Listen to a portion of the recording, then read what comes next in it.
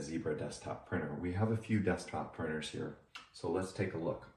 We got a GK420, we got our new ZD421s, and I have a ZD621 here as well.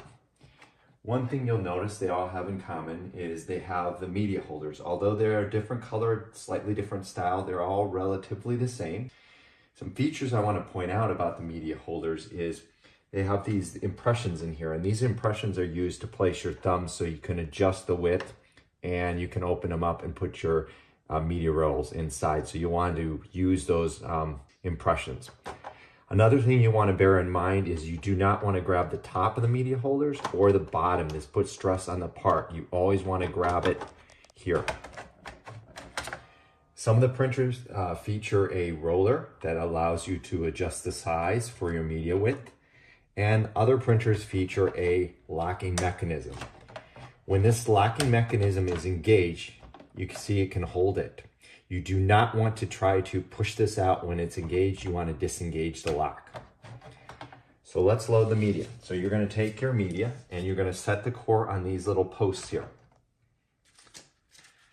You're going to go like this. I'm going to put it on the post, and you can tell it's seated really well because it glides really smoothly. You can roll it, it moves without any effort. What you're going to want to do is you're going to grab your media and tuck it under the media guides in the front here. And this particular media is gap media, so it's already set for gap. We're going to pull the media over the gap sensor, and we're going to leave a little bit of it hanging out in the front. Now, Zebra printers are set for auto calibration, but if your printer isn't set for auto calibration, I will show you how to do that. So we're going to close it up. I'm going to push the pause button, and you can see it's lined up. These are 4x6 labels. It's lined up with the perforation exactly. If it wasn't, and it wasn't calibrated properly, you can hit the pause and cancel button, hold it down for a few seconds, and it will calibrate the media for you. And what you can do is when it's done calibrating, you can roll the media back if you don't want to waste labels. Just like this.